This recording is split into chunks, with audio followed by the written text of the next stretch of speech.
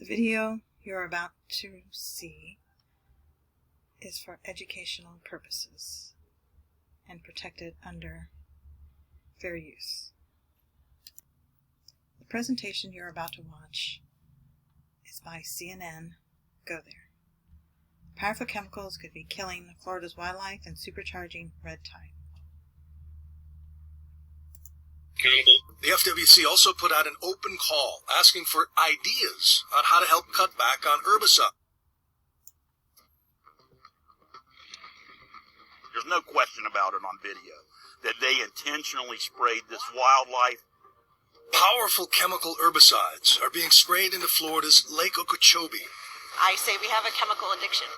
By killing Florida's natural water filters, herbicides help aggravate naturally occurring ocean algae blooms known as red tide. I've been coming down here for 20 years, and I've seen red tide events before, nothing to the extent that we've seen over the last 3 years. This is not something they want heavily advertised. I'm here on Lake Okeechobee, Florida's largest freshwater lake, and these airboats we're following are spraying tank after tank of poison. We watched these guys reload, and that boat reloaded his tank 4 times, and that was before 10:30 in the morning. Florida's Fish and Wildlife Conservation Commission has spent over $100 million on herbicides since 2013. Without it, they argue, the state would be choked with weeds. But some folks who spend their lives on these lakes believe that what started as sensible navigation and flood control has turned into a chemical addiction that is killing Florida. The running joke is they look to see where people are catching fish to see where they need to spray. That's what we say. And the number one excuse when guys come into a tournament and don't catch anything, oh, they sprayed my spot.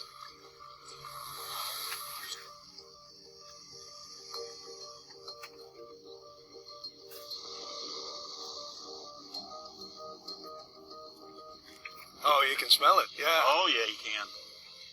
Wait, 30 minutes, it'll be dripping down the back of your throat. Here's a plant that's been sprayed.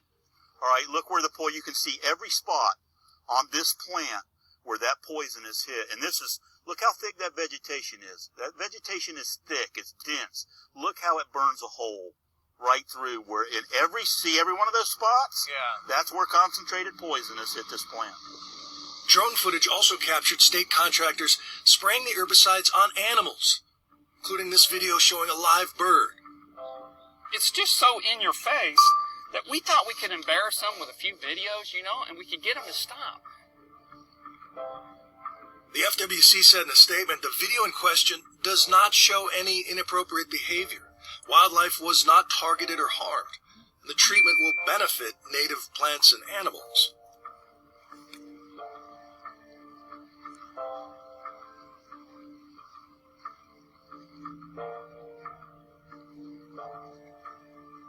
All the water that comes out of this creek and out of that canal used to be filtered before it entered the lake by 7 miles of submerged grass. That grass is now gone. The efforts from local scientists, fishermen, and nature lovers have caused an uproar. In December, the 7-person governor-appointed FWC announced they're seeking new ways to monitor their contractors. We've heard accusations that people are just dumping it. We're going to hold them accountable. The FWC also put out an open call asking for ideas on how to help cut back on herbicide.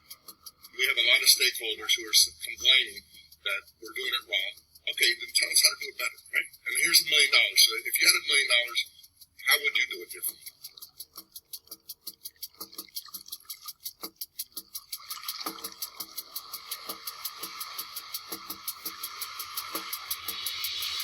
Scientists say killing these plants can actually supercharge algae blooms called red tide. Now, red tide occurs naturally in salt water, but can grow in response to chemical pollution from Florida's lakes. On this beach in Naples, you can see the devastating impacts of red tide firsthand.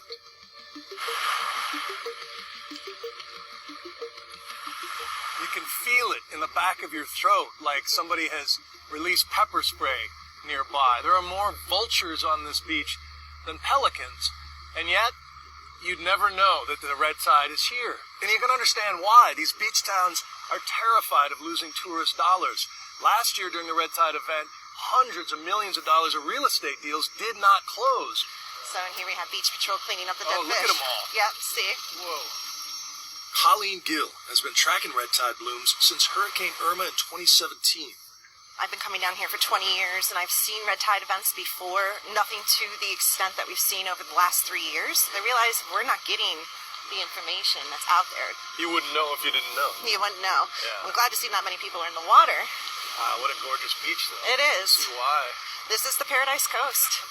What do you think is causing these bigger, longer, more deadly blooms? Algae needs 3 things. It needs warm water, it needs warm temperatures, it needs sunlight, and it needs nutrients. And so what we're seeing here is, down in Florida, we have a serious nutrient pollution problem here. I say we have a chemical addiction. We are obsessed with fertilizers. We love our green grass. We love our gardens full of non-native plants and things like that that require all these chemicals.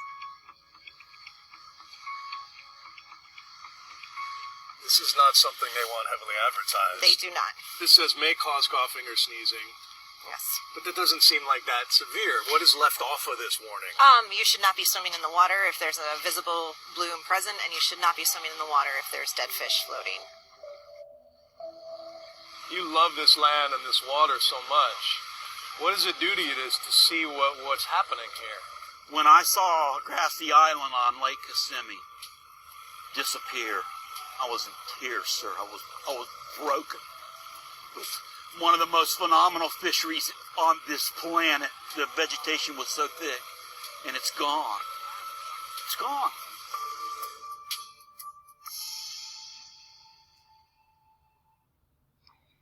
This is the link to the video presentation on Facebook.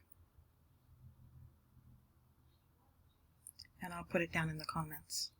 Please check out the CNN Facebook page. Go there. And I'd like to express to CNN, thank you very much for this presentation.